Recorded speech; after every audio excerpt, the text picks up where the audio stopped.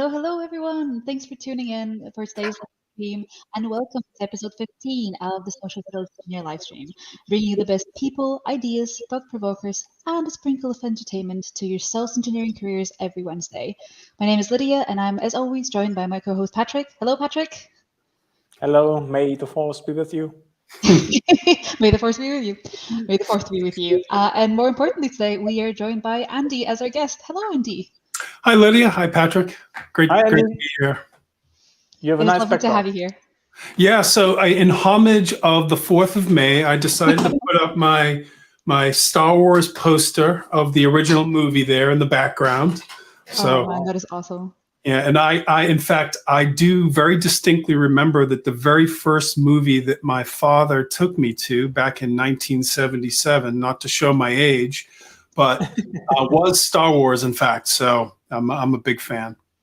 Great, nice. That sounds good. Me too, right? So I built this kind of things. I thought today is the day to show it, right? You didn't tell me before the live stream that I need to get out all of my Star Wars memorabilia. I have a mug, I have a whole bunch of stuff in my house. And there's a little one. So. Oh yeah. Oh, he's cute. Okay, he's very cute. But the poster is epic, Andy. Yeah, no, it's great. Yeah, thanks. Yeah. It's amazing. It's real. So did you pull it from the wall, or? I did. Yeah, to put it behind me. It's usually facing towards me, but I wanted to put it behind me. So no, I mean in 1977. Yeah. Did you pull it from the wall at the cinema? Or? Oh no. Yeah, I don't think my father would have appreciated that. So no, nothing like that. Yeah. Welcome everybody actually on the stream. If you're watching the recording or now live, please ask questions. We have an amazing topic today. Like this, what's the right word? Corresponds, mirrors the one from last week, or enhances. It's a fantastic, it's a fantastic follow-up. That's just serendipitous almost. Talking about the issues, not the issues, but a lot of the things that younger SEs are facing, and then immediately followed by actually Andy volunteering to be on the show, which was amazing. And again, thank you so much for reaching out and wanting to join. Yeah, I sitting there listening to Sam talk last week about being young and being a sales engineer and in this career as a young person and some of the challenges that they're faced with. I thought it would be kind of cool to flip it, to bring it to the other side and talk about some of the challenges that I faced and I continue to face and we face as elder statesmen, I'll say. So we call it be too rude gray eminent in Germany. Sorry. Let's go to Charlie. Maybe Charlie wrote something. Age of 4, Andy. I don't know what that means. Me neither. Charlie, I imagine it's for the poster. When, if you don't mind me asking, so it would be in 77. What age were you? Oh, I was 10.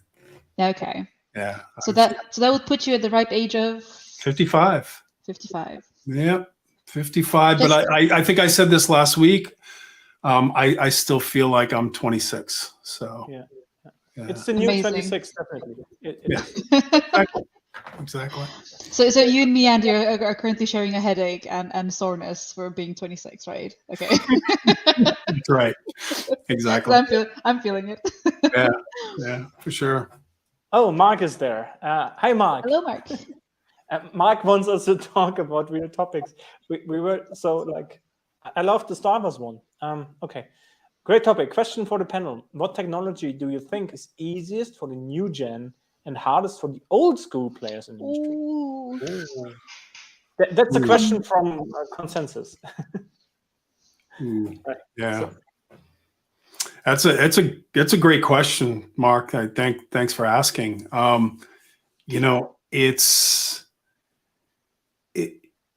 It's a tough one to answer because technology changes every day, right? And I think that if you approach it the same way every time, then no technology is harder than another, right? And I think it's just a matter of kind of like what you want to get out of it.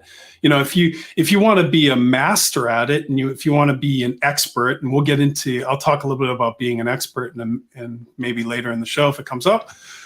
But, you know, if you want to be a master or expert, that's one thing. But, you know, if you want to just learn about it and you want to know about it and you want to, because you're curious and you're fascinated by it, then there's nothing that kind of stops you. There's no new gen technology that's any harder than it was 20 years ago when I was, you know, doing this thing. So, I mean, I would be a bit more provocative. I think the new gen maybe relies too much on technology because it comes easy to them. Whereas the old school players like maybe think, okay, I could handle this deal even without big tech, right?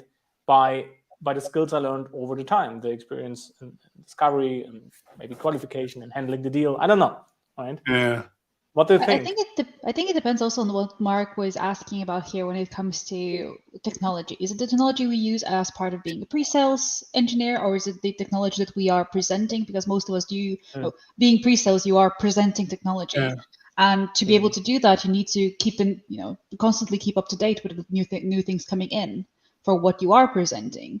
But actually, I didn't even think about the use of different tools. Is that actually more for new generation, or is it for the old school players? Because just to give you an example, I don't particularly, we as the organization I'm currently a part of, we don't have a lot of tech to assist us as part of the pre-sales. Yeah. Like day to day.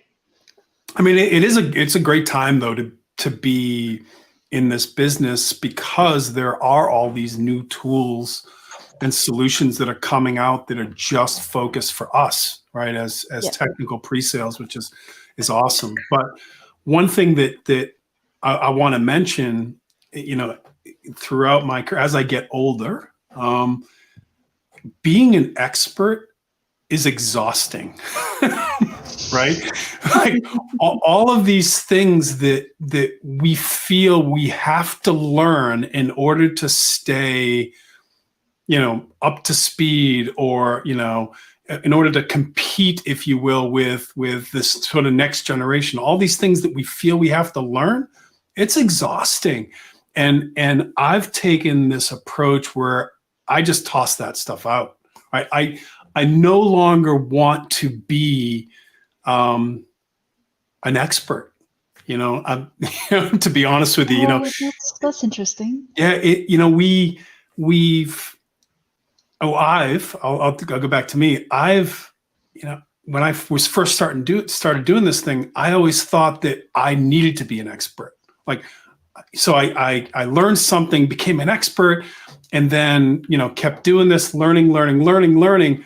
And at some point I was like, holy cow, like it's exhausting, like trying to be this expert. And so, you know, this whole notion that I wanted to talk about today, which is approaching things, sort of flipping it on its head and saying, I don't want to be an expert anymore. I only want to be a beginner. Right. And this whole notion of sort of wanting to be a beginner, not an expert. So. But hold on a second. Isn't the point of like a beginner's mind, if this is what you're up to, isn't the point to become a greater expert by that, because you distance yourself a bit from it and learn more because of the different perspective? Sure. Like a beginner's mind, you can use that to become a better expert. There's no doubt. Mm-hmm. But the challenge that I had with this notion of being an expert, especially when I was younger, was I felt it was a destination, and that when I got to that destination, I was there, right? And then the trap that I fell into was the ego trap, right? Which is, I'm the expert, you know, my ego kicked in. What you're doing over there, Mr. Customer or whoever, that's wrong. Let me tell you why it's wrong, and this is the right way to do it, because I'm quote unquote the expert. And so, and that's, again, that's the trap that we fall into with this sort of expert mindset, right? So approaching it from a beginner's mind, you can still be an expert. I'm not saying you can't be an expert, but by approaching it from a beginner's mind, we do exactly what you just said, Patrick, which is you open yourself up to new possibilities and you become potentially better, right? Rather than sort of stagnant and at this one place as the expert. If that makes sense. Yeah, that makes sense. That makes a lot of sense. Let me dissect this a bit more, because I had the feeling you actually merged being an expert and playing your ego, right? But they are separate, right? I could be an expert that is egoless. It's hard to do. It's really hard to do, because as humans, right, we don't want to admit that we're wrong. Right? I mean, that's human nature, right? So when we don't want to admit we're wrong, the ego plays a part in that, right? And if we're this so-called expert, and if we know ego is playing a part in that, it's really hard to kind of shift over to a beginner's mind once you've gotten there, you know? But that's the journey, isn't it? So it is, but it takes practice. I only can relate from books or something, right? So when I write this stuff, like, I think I'm good and the stuff is good, but then I get this feedback and I'm like, gosh, I need to learn, right? So but it needs to be egoless. So if you have ego, you won't accept feedback. Right. I think the other aspect of that is not, sorry, Patrick. The thing is, I think one more thing, the same as with science. Science needs to be egoless. So science has at one point in time, they have an answer, right? But if they find new answers or evidence, they change this answer. Yeah. And I think that's for me the definition of an expert. Yeah. Not enough experts play the role of the scientist, though, Patrick. The scientist, by the way, is the perfect example of what you're talking about, because they're constantly throwing out hypotheses, right, and then challenging those and learning from their discoveries, right, and reframing the conversation based upon that. Yeah. But most people, most experts, at least the ones I've encountered, and again, I've fallen into this trap myself, don't play the role of the scientist or fall away from that role. And so, yeah. Oh, good. I'm completely with you. I just wanted to separate both concepts, because I don't think they belong to each other naturally. Right. It's more like you're not an expert as long as there's ego in play. Yeah, yeah. Maybe. So I got a question for you, Patrick. Yeah. Have you ever considered yourself, or has somebody else considered yourself or labeled you as an expert?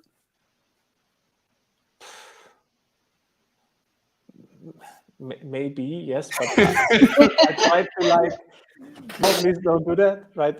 Yeah. Yeah. Yes. It sounded like a trick question. Why do you ask?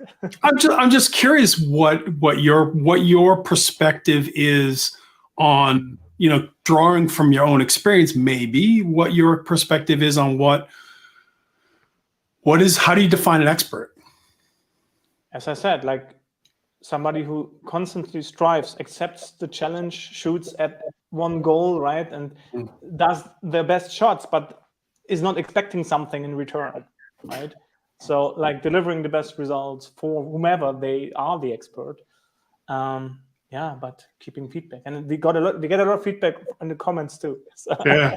Let's keep this in. I hope this was an acceptable answer. Yeah, I mean, another question for both you and Lydia is: have you ever? Because I've experienced what I'm about to say. Have you ever been in a conversation, like a sales conversation, and your sales counterpart says something like, Mr. Customer, we're going to bring in our expert, right? And as if bringing in the expert was the way to close that deal, to win that opportunity, right? Have you ever experienced that? I have. So absolutely, Andy. That was what I was going to raise a little bit earlier in the conversation. because it seems like, especially coming from our South counterpart, the expectation is for you to be the expert. Right. And that sort of in my head contradicts what we were talking about, the beginner mindset in mine, because you are supposed to come in guns blazing and say, you know, this is how it is, right? And I think to a certain degree, and I'll open this to the discussion as well, maybe after we go through a couple of the comments, because actually it's quite busy in the comments. Yeah. We are seeing you guys. But also the fact that, you know, you are coming in as the expert, but also sometimes, at least from my very limited experience, some people do want to be handed an expert to tell them what to do, right? So Sure. how do you balance that and that perspective of both being a beginner, yet having the authority to know when to say, okay, we need to do it this way? Yeah. Yeah. It's a great point. I don't know if you want to bring up some of the comments. Let's start with Carsten. Let's go in the direction. And they can. Oh, no, sorry. It's Carl, right? Yes. Okay, hi Carl. Hi, I love the topic. What changes to selling techniques have had impact over time? Andy, please, as the expert. I am an expert at beginning. I'll say that. Perfect. You know, the selling techniques. There's a lot of techniques out there, right? I've seen a million of them, and the most successful ones were based upon discovery. Like any techniques that you can use to discover who that person is, why they want to buy from you, like all of that kind of conversational technique, I'll say, is probably been the most impactful over time.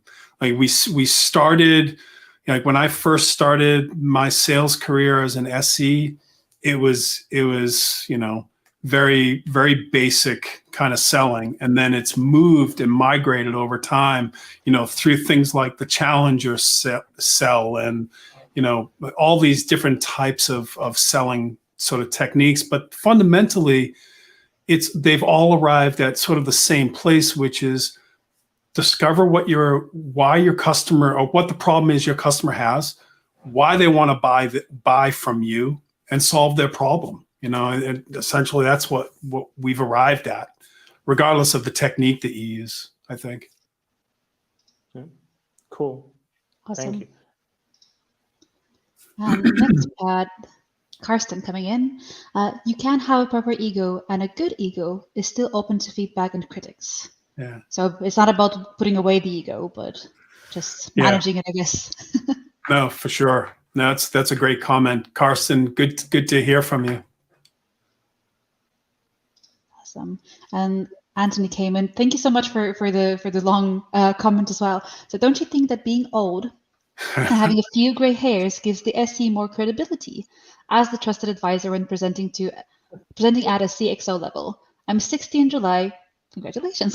Been in pre-sales since 1998, an IT professional since 1986, and I wrote my first software program in 79. I never tire of solving problems with tech. I love learning, which is an essential part of being an SE, at least to have a base understanding of most tech topics. Yeah. Now, that's a great comment, Anthony. Thanks for sharing. And I agree with you. I think SEs are generally built for this, right? I think they are generally built to last a long time, right? Because generally we have this sort of nature about us that, like Anthony mentions, of never tiring of solving problems, which I love about this career. So, yeah. Do you think it actually? Sorry. Go on ahead. What I was going to just say is, do you think that having those gray hairs, as Anthony was saying, does actually give you that credibility, especially at a higher level? So the CXO level he was referring to. So it does one thing. It does improve receptivity, I'll say. So if I I was going to say, so, you know, if I go back to what Sam was saying, we had this discussion with Sam too, and the receptivity of people in the room, the boardroom, if you will, to somebody who's young. So coming in with all the gray hairs that I have, potentially I have, I can impact receptivity a little bit better just because of maybe the way I look. But that doesn't mean anything, frankly, because that can fall down right away as soon as you start talking, right? So if I go in with the gray hairs and I say, you got to do it this way, and this way, you know, with all these preconceived notions coming into something without really examining my customer, then I'm going to lose the customer, right?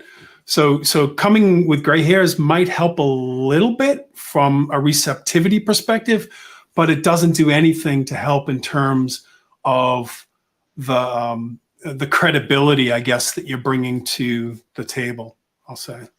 So you're saying there is a chance. We're talking very much guys. Sorry, both of you said something. It's such an emotional topic. No, and we're talking very much guys, right? And when we say gray hairs, we talk about guys, and we talk about the perception of guys, of other guys, right? But I was, by the way, I was gray at 24. So what does that mean? Same here. I'm 24. Look at this. Just by the way, because it's very timely, Sam has showed up. So hi, Sam. Speak of the devil, and he shall appear. Hi, Sam. Welcome, Sam. Now, what about old woman? Sorry for the term. I don't know if this is politically correct in English. I don't know. But what about the old woman as sales engineer entering the boardroom? That's a great question. I don't know any. That's exactly what I was going to say. It's unfortunate because, and this is the honest truth. The women who I've met in my career who were sales engineers were probably the best sales engineers I have ever met. But they're unfortunately they're few and far between. So having a person who is older in their career as a woman, I've just never encountered that. So I don't know if there be any sort of the same biases, et cetera, that might exist there. I don't know. I just don't have that experience. Yeah.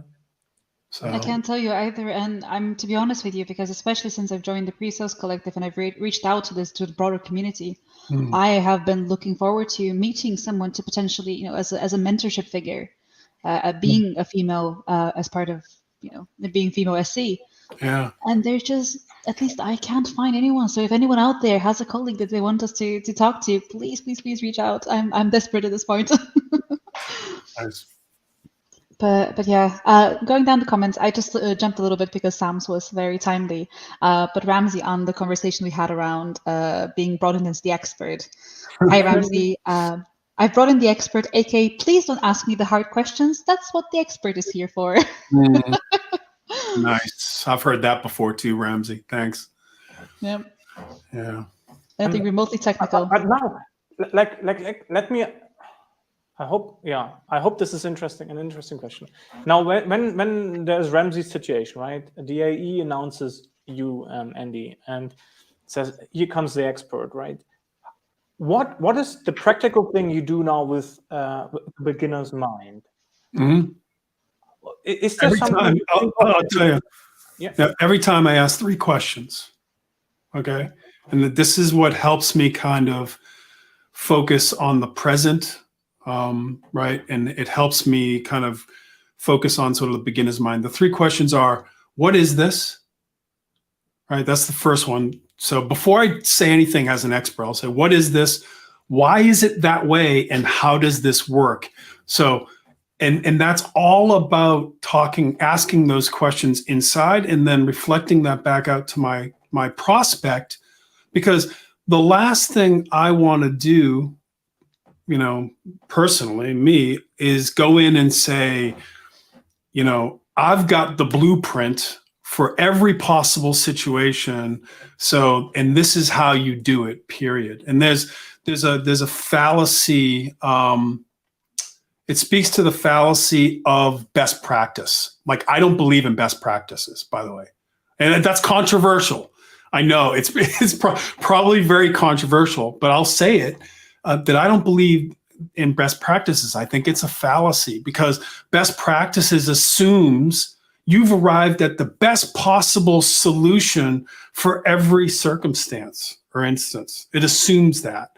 And so by starting the conversation with the 3 questions that I mentioned, you put yourself in the right mindset and frame in order to bring forth your expertise, but in the context of the conversation with the customer, if that makes sense. Yes. And may I go back to, sorry, I need to understand best practice here, because there are lots of books out there that present methodologies, for example, right? How to work as an SE, yeah? I know some authors out there do this. Is this a best practice, or is this something else? And don't you believe then in this book? Or but the fallacy of the best practice that I'm referring to is when we take a best practice and we lock it in and we pretend that nothing has changed since we introduced that best practice. The world is changing constantly. The businesses and our customers are changing constantly. So if we implement a best practice, if we create a best practice and we implement that best practice might be completely moot tomorrow because of the changes that have happened. And we get trapped sometimes by thinking, oh, it's a best practice, so we need to follow it like a blueprint and implement that thing because, quote unquote, it's a best practice, without really analyzing it and inspecting it and understanding how we apply that best practice in the context of the situation that we're in. So when I take the Challenger sale or a book about POC management and I read this, so what you say is once I read it, actually my situation has changed and I shouldn't implement it? Or how can I understand this? Yeah, so what I'm saying is that we can't look at a best practice in a tunnel, right? We can't look at it as sort of an isolated thing. We always have to apply that to the situation at hand. And I'm not saying best practices are bad or that we shouldn't follow them. What I'm saying is we should take them and apply them properly. And it goes back to your original question, is how, as an expert coming into the conversation, hey, I've been introduced as an expert.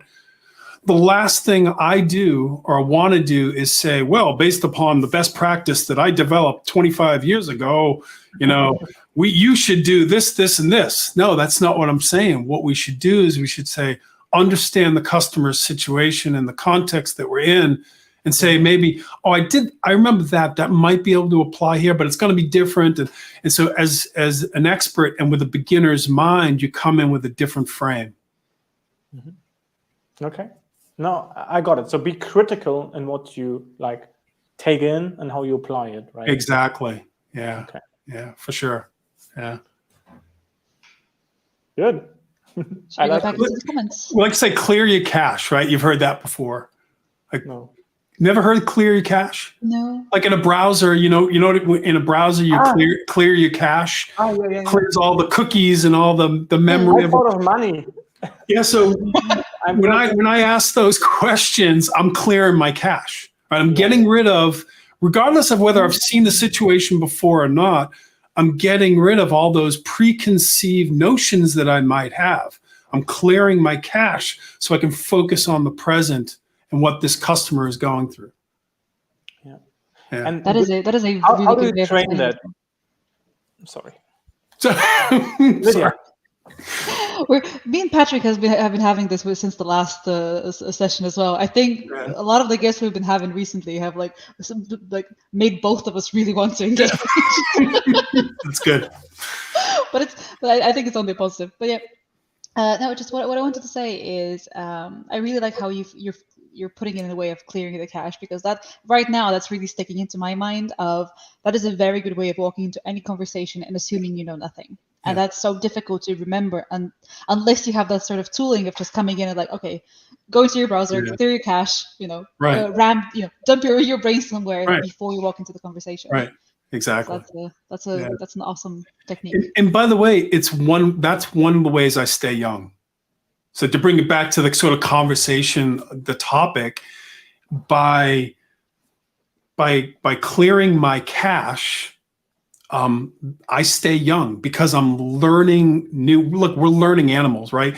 Our desire in our DNA says we need to learn to stay living, right? And by clearing my cache, I can put myself in a position where I can learn, right? And learning keeps me young. That's what works for me. So. But one more thing, maybe. I have one more question before I lose it. It's an art, right? So you can't just say I have a beginner's mind and then you have it. No. I know it from a Buddhist thinking, right? So this is very would have this. So do you also say from a practical sense, is it needed that I meditate to learn it? Because this is typically the way, right? Clearing your cache, clearing your brain, pushing away the clouds, right? So it's how I sort of stumbled upon beginner's mind. I do yoga, and my yoga teacher started trying unsuccessfully to teach me how to meditate. And this notion of a beginner's mind, like you mentioned, Patrick, comes from that Zen practice. There was a book that was written by Suzuki, I think his name was, and he talks about the beginner's mind, and it's a meditative kind of practice. But they call it a practice for a reason, right? You don't. And I said this earlier, it's not like a destination, like being an expert, you get to this destination. It's a practice, and it's really hard. Like it's not easy because you're constantly being, bombarded with things. You're constantly creating your own bias and your own assumptions and your own expectations. And trying to practice a beginner's mind means you're trying to get rid of all that stuff. Going back to clearing your cache, you're trying to get rid of all of that stuff, and that's hard to do, right? It's a practice. It's called a practice for a reason. So, and there's fear in this, right? I always have fear when I get feedback on something. Yeah. What's coming up now, right? It's right. Yeah.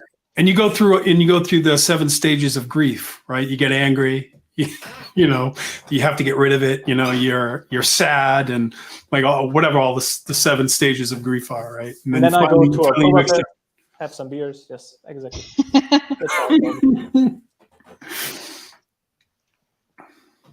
Yeah. In response to the cache technique we were just discussing, Ramsey comes in. Doesn't your cache have a positive value and actually help you in performing a discovery? As long as you don't go on autopilot. So what do I mean by that? If your cache is filled with stuff, really good stuff, by the way, if you have valuable information sort of locked up in there and you think it can help you in performing your discovery, that's great. But again, you still have to clear your cache in a way that allows new information to come in so that you can apply what you've already known to this new information.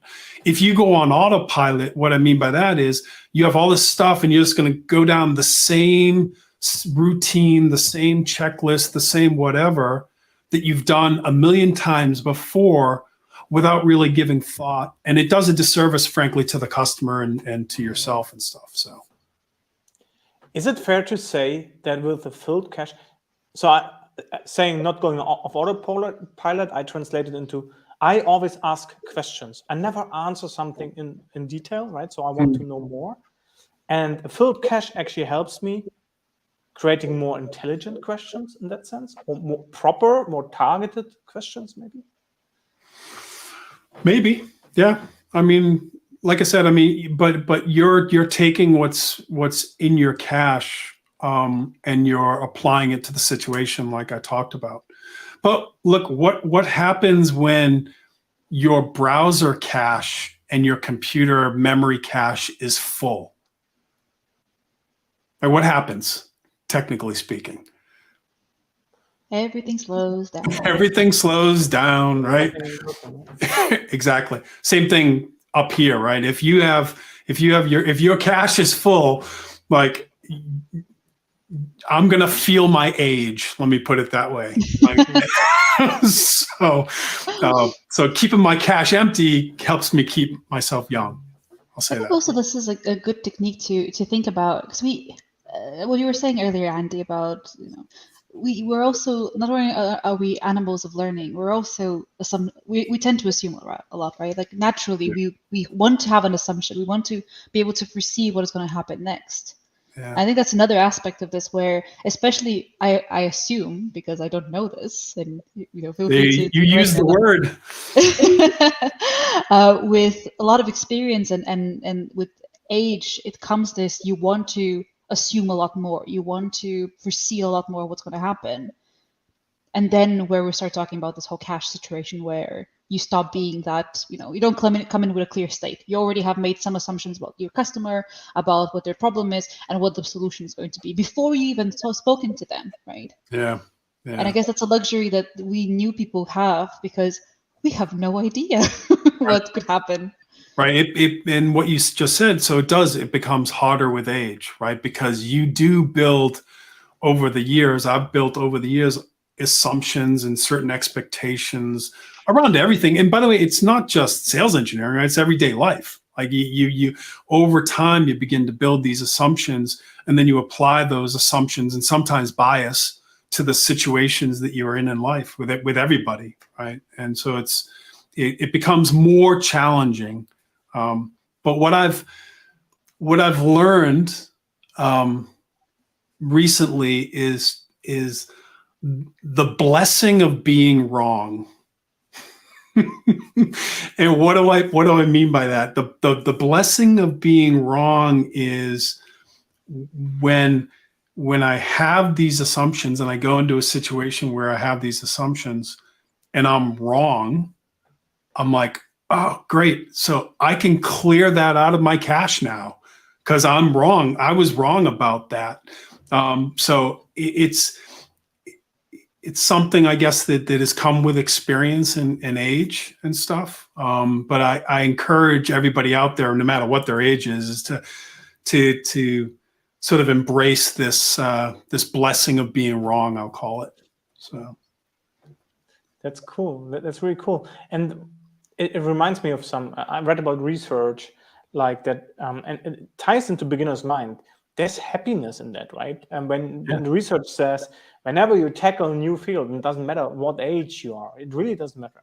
If you never played piano and you started, you learn Chinese with 80 or make your university degree with 85 or 90, it doesn't matter. You start something new, and there's a huge fulfillment in this new field because you are allowed to be wrong. You go there in with an expectation, I'm wrong, I know nothing, Jon Snow, so now I go for it, right? Yeah. Well, and that's I think the beauty of the beginner's mind also, right? It really is. If you think about, if you think about the times when you were learning something new, think about all the things that you got wrong, right? And how that helped you. And so we tend to forget that as we get older. We become the so-called expert. We think, I'm not wrong about this. Again, ego kind of plays into that for sure.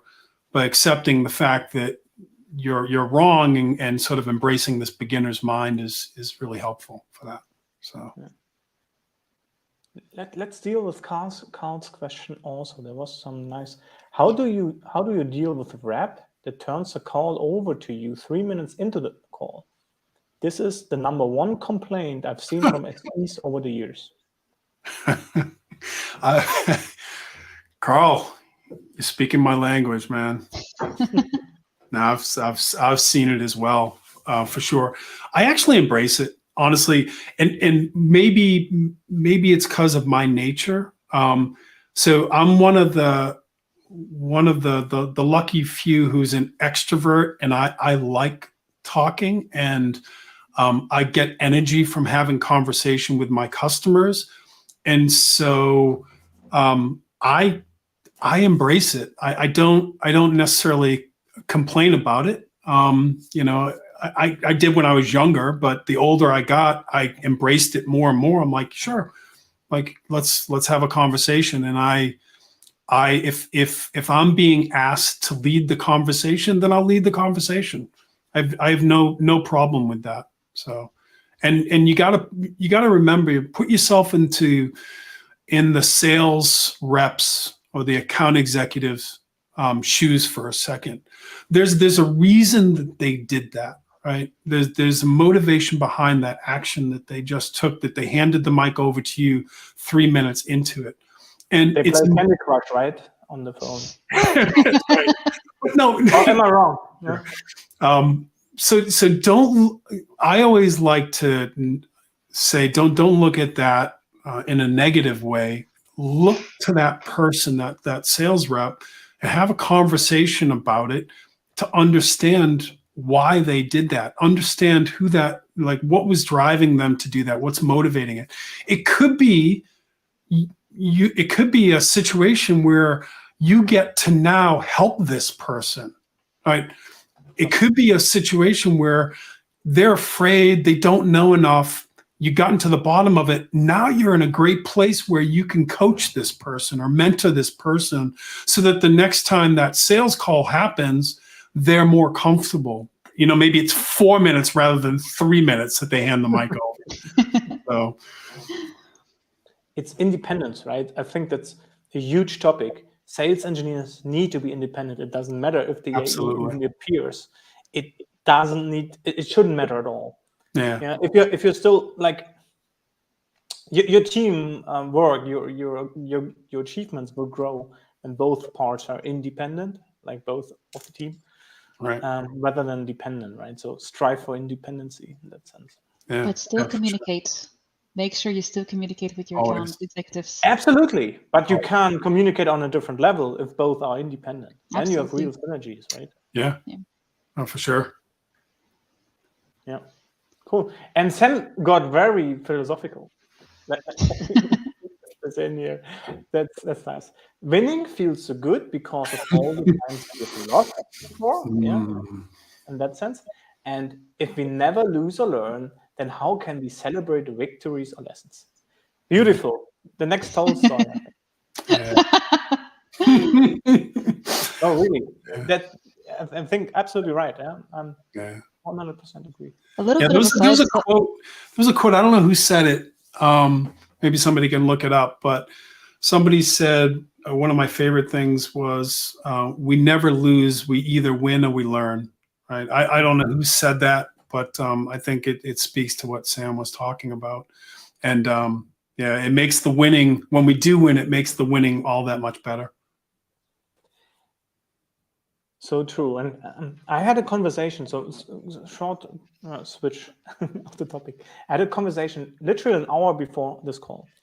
And there I heard, and I think it resonated a lot with me. The person said, if SEs now enter, maybe even from university, like Sam did, right? Enter the workforce, they will outperform SEs that are there for 10 years. They will be outperformed in doing demos and maybe even sales strategy and so on. Do you think that's true? Thinking about what maybe for the context, thinking about what is available to them today, what wasn't 10 years ago, like communities, books, podcasts, specialized trainings, right? A lot of stuff that maybe the people 10, 15 years in didn't have. What do you think?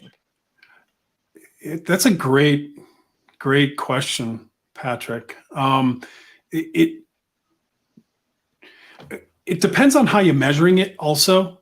Like, what do you mean by outperform? Like, what does that mean? Is it the younger person can do 30 demos a week versus me who can only do 10?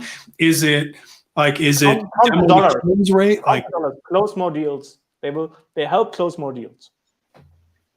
Right. The demo doesn't matter because the demo is not the key part of the sales engineering job, right? So, or not. Yeah, of course. They're actually how they perform. Right? The demo is a skill technique. Yeah. But the attachment rate. So how much more closing? This is, I think, the idea. They outperform like 15 years that are in. So yeah, it's this. I'll throw it back at you because I think there's too many variables. Because if I'm teamed with an unbelievably good sales rep, an account executive as an SE, right?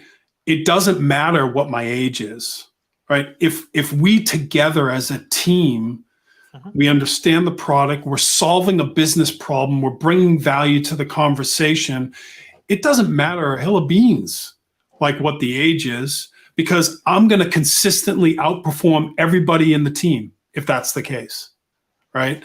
So there's a lot of variables to consider. You can't just take the SE in isolation and say, hey, this SE is outperforming this other guy and he's 10 years younger than the person. There's a whole bunch of other things you have to consider when you think about outperforming, other SEs. I'll take the less controversial version of Patrick's question, and maybe not about performance and how much you are actually achieving as an SE, but more of a, do you believe that now it is easier to get into and improve yourself and grow as an SE than it was 10, 15 years ago? Absolutely. I honest to God, I truly wish I was starting my career as an SE right now, because the amount of stuff that's out there is mind-boggling. Like the communities that have been built, the books that have been written, like Patrick's as an example. I'll plug your book there for a second. The training courses like Chris White's, 6 Habits. There's the great demo. There's all of this stuff that when I first started, I had no clue what I was doing. And there was no, the internet was just getting going, and there was no such thing as sort of communities around this stuff. And so I had to learn a lot of this stuff all on my own. And so those first few years were hard, but man, it's awesome now. I mean, I love the fact that Pre-Sales Collective exists. I mean, that alone is enough to want me to go back to just being an SE at 26 years old. So you can live vicariously through me if you want. I will, yeah. But another fantastic comment from Ramsey, and we all stand on the shoulders of giants, and gosh, do I feel that one too. I learned from people who came before me, and those coming after me will learn from me. Do I outperform those before me? I don't really think about that. I want to outwork those who are in my generation. Interesting. That's a really good perspective. That's a really good perspective. Yeah. And Sam coming in as well. Outperforming is great and all, but rather the elevated approach. If I'm doing well, how can that success be shared across the team? Has the individual found the trick? If so, let's share knowledge and elevate the team. However, that elevation starts with the individual outperforming. We can use it to elevate the rest. That is such a fantastic perspective as well, because I have been extremely lucky with so this is at the moment, I'm still in my first SE team. And my manager has been fantastic to implement this no rockstar policy. So even though internally we all know who are the most experienced, who are the most low-performing SEs within the team, they're not being singled out as look at this person and put on a pedestal. Quite the opposite. It's always about giving back to the team and sharing that. And I think that's another thing and just listening to you guys as well and having these conversations and being part of this community, it's all about giving back, isn't it? It really is. Yeah, it really is. So, my title, if you go to my LinkedIn, says passionate generativist. And that's how you pronounce it, Patrick, generativist. Generativist. Yeah. So I'm a big fan of Dr. Seuss, and Dr. Seuss made up words all the time, and I believe I made that word up. So, but the key is, I like, to your point, Lydia, a minute ago, the key is I'm very passionate about taking everything that was in my cache and all my knowledge and stuff, and helping this next generation, right? Helping, all of the up and coming SEs, sharing the knowledge, and to Sam's point, elevating people, using the knowledge to help elevate the team. And when I say team, I'm not referring to an individual team, I'm referring to the collective team of SEs that are out there in the world. So that's awesome. Thank you. Even as a teacher, right? The beginner's mind might be important, right? Yeah, for sure. Oh, I do have a question, Andy, for you. It is around the curse of knowledge, because I find that topic fascinating, and it's so key for people to understand that is indeed a thing. So, do you have anything that you want to sort of like cover off on that? It is a curse, but if I'm finding. And maybe it's just as I get older, I'm finding that the curse of knowledge begins to dwindle because you begin to forget things. So it becomes less of a problem, I think. But no, it is a real thing, because you have all of this stuff. Hell, I still remember how to and this is going to really age me. But I had a job as an SE, and once I was troubleshooting token ring networks, which was a networking protocol, and way back. And I remember, and I still have some of that knowledge in my head. I want to get rid of it, but I can't seem to get rid of it. So it's a bit of a curse when you have all the stuff that you've built up over time, because it makes it harder to pick and choose what things I can take from that knowledge and apply it to the circumstances of today, right? So I've got all this stuff. How do I continue to fill my head up with stuff if I've got all this stuff already in my cache again? So yeah, it's hard. Follow up to that one, Andy, and I guess as a little bit of a call out for anyone starting off now. Because of this curse of knowledge, at one point you also forget what it was like to start. That's something I quite often see with veteran colleagues of mine. They have forgotten what it's like to know nothing. Yeah. So it's very difficult to teach when you have so many years of experience. So for anyone who is starting, document your journey, make a blog, keep notes, have videos, whatever it is your flavor. Absolutely keep it, because you will too forget what it's like to start. Yeah, no, that's a great point, Lydia. And one of the things that we as SEs are especially lately, a lot of the topics are around building great stories. And Patrick, you're a quote unquote expert at this. Building great stories. I'm not sure if this is a good. Building great stories to support the value of our solutions, right?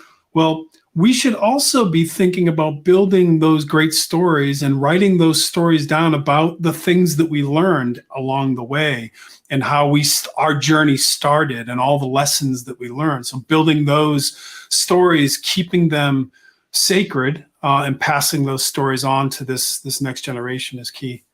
So. Good one. Yeah. Like Sam has some add-on. Like he wants to know what net. So Sam has the curse of knowledge, because I understand nothing, right? So like what? Yeah. I know what that is, but I don't know what it is, but I can guess at the context. Because I've been in a place where I was going for multiple certifications at one time. And so having all of this knowledge about, Cisco routers, and then having knowledge about cybersecurity, and then getting into a test and saying, wait, is this the certification I'm working on? Is this Cisco, or is this like my cybersecurity one? So you have all this stuff. I think that's what he's referring to. But yeah. Yeah, it's the language, right? Curse of knowledge you feel as a person when you don't understand what the other person is talking about. Like Lydia said, right? So Yeah. I don't know what the words you use. They don't explain. Don't answer my question, right? Because you use words I don't understand. Yeah. Yeah. No, for sure. It's a good point. What? They can't possibly be, Sam. That is exactly what Sam was referring to with the CompTIA. It is still a thing within networking. Wow. I recently had to go through my CCNA, which is like the first, that's your introduction to networking as a whole, right? Yep. And it was shocking how much what I refer to, and keep in mind, like I got it after I was a network engineer for 2 years, and how much did you have to learn subnetting IPv6? Oh yeah, of course. I think that's a whole different show. That's not particularly related to to pre-sales, but it's amazing. It's absolutely a thing. Yeah, it's amazing. So yeah, there is value in the. Sam wants to show off also. Crazy. Yep. Talk and Cisco. Cisco needs to move on. Everyone needs to move on. But adding to that, I do believe, and I had a senior engineer when I first joined the IT world, and he was very keen on a lot of the technologies, and I'm talking on networking, right? A lot of technologies are built on the past. A lot of, and I'm going to use networking as the example because that's my realm, but a lot of these like overlay, software-defined networking, they're still built on fundamental old technologies, right? Yeah, so there's absolutely value in history with that, and I'm not trying to be offensive in any way, shape, or form. There is value in having SEs that have been on the field 10, 15 years, even if you are perceiving them, and this is super ageist from that perspective as well, but having them on board, even though they might not be as maybe high performing as Patrick was trying to indicate earlier, that might be a KPI if someone is tracking. I don't know if they are, but there is value in understanding where we're coming from to have a better chance of where we're going. Yeah, for sure. Yeah, always. I think we need to work together. Yeah. We need to be Luke Skywalkers, not Darth Vaders. Don't open that. In practical terms, like maybe to close this off, how can I practically train my beginner's mind? What are things I can do daily? So when I wake up tomorrow morning, I take my coffee and then I head to my first customer call. Do I don't know, do I meditate? Do I try to feel my toes, that I'm present? What is it? I can only say a couple of things that I do. So the first thing is when I'm going to a customer call, I get rid of everything that I know about them, right? I get rid of, I mean, I keep it, don't get me wrong, I have it in my notes and stuff, but I try to clear it from my cache again, so that I'm coming into it with a fresh mind and no preconceived notions and assumptions. So I do that. That helps me destroy that sort of expert thinking. The other thing I do is I try to remove the word should from my vocabulary. Okay, think about that for a second. When we use the word should, it's like in the context of, oh, this should happen, or that should happen, or you should do this. So removing the word should from your vocabulary is something that I like to practice, and I do a lot, so that it kind of destroys the preconceived notions and expectations. So those are a couple of things that I do. I don't meditate. I'm terrible at meditating. I don't do sort of the Zen-like focus, but I do try to clear my cache for sure. So is nobody else screaming in the pillow every morning before they panically walk into their office? Okay, cool. Yeah. Just checking. No, nothing like that. Okay. So not yet. Yeah. So Sam has one more thing to say. Feed your inquisitive mind. Feed the curiosity and question everything. At some level, you will even question your own knowledge. And like Andy says, you clear your cache and relearn. Learn. Perfect. Great way to end. Yeah. Very literary. Yeah. Should we wrap up then? I think so. I mean, time flies every time. Absolutely. And it's always a pleasure talking to you, Andy. And thank you so much again for joining us today. Great. I appreciate everybody tuning in. Great questions, great comments. Thanks, Patrick and Lydia, for having me. It was great. No, thank you. And thank you again for everyone who joined in. You make the show, right? All the comments, all you and your knowledge and your perspectives. Yeah. That's amazing. Absolutely. Andy, where can people find you if they do want to talk to you, connect with you? Feel free to reach out to me on LinkedIn. I'm there. Connect with me. Introduce yourself. I'm happy to connect. I'm pretty active over on the Pre-Sales Collective Slack workspace as well. So feel free to chat me up over there. Happy to talk with anybody. Absolutely. Thank you so much. Yeah. Thank you very much. So, who's doing the outro? You do it this time. I do it this time. Okay. Thank you, everybody on the live stream. Thanks for your comments. Join our channel on YouTube so you will never miss a session anymore, a series. So, yeah. And with that, over and out. Lydia, thank you. Andy, thank you again. And guys, we see us next week with a topic about SDRs.